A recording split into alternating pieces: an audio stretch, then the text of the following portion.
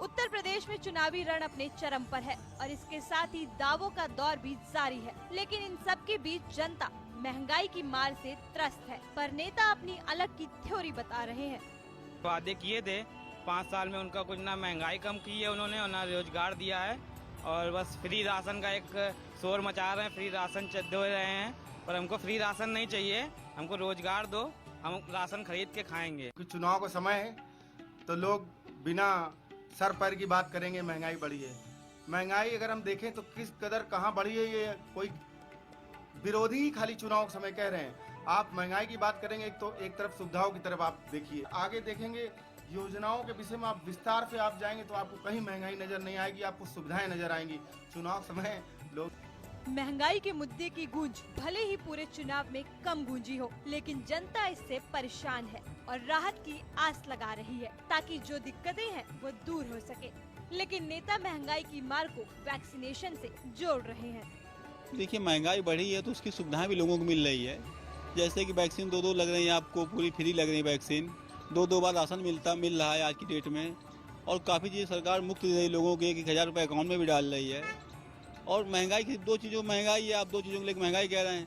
भाई सब्जी सस्ती है, तेल सिर्फ महंगा है, तो हर चीज़ तो सुविधाएं मिल रही है लोगों को। महंगाई को लेकर मेरा सिर्फ यही कहना है, दिन प्रतिदिन मेरा तो साफ साफ कहना है कि 2014 से लेके अभी तक महंगाई सिर्फ और सिर्फ बढ़ी है। पहले 450 रुपये का घरेलू सिलेंडर मिलता था, 950 रुपये का है। जो पेट्रोल 75 रुपये 80 रुपये में था वो 100 के क्रॉस हो गया था। चुनाव आया 100 के नीचे आ गया। तेल 200 के ऊपर क्रॉस कर चुका था सरसों का, अब चुनाव आया 180 175 में आ गया।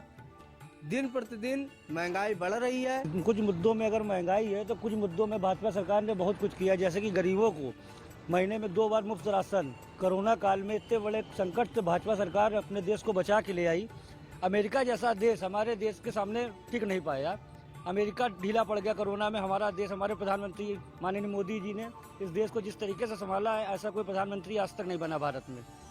कोविड के बाद जिस तरीके से व्यापारों पर असर पड़ा, नौकरियों पर मार पड़ी और बढ़ती महंगाई ने लोगों का तेल निकाल दिया, वहीं कई लोग महंगाई के पीछे का गणित कुछ अलग बता रहे हैं।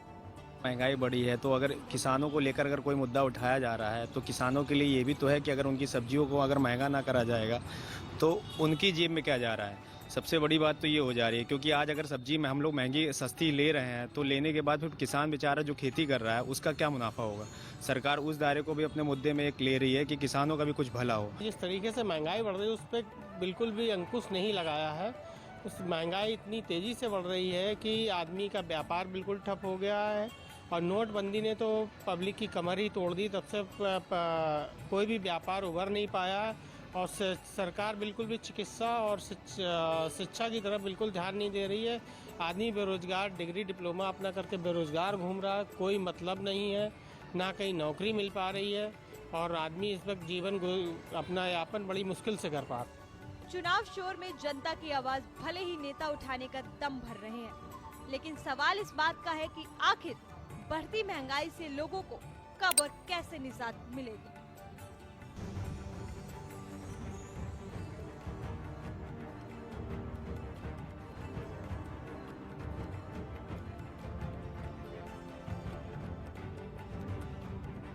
उत्तर प्रदेश में चुनावी माहौल गर्म है। ऐसे में महंगाई को लेकर सभी राजनीतिक पार्टियां आरोप और प्रत्यारोप का काम कर रही हैं। समाजवादी पार्टी कहती है कि भारतीय जनता पार्टी की सरकार में महंगाई चरम पर है।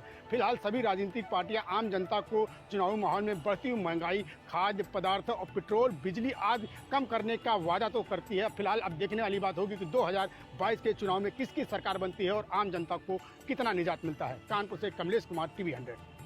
नमस्कार, TV 100 में आपका स्वागत है।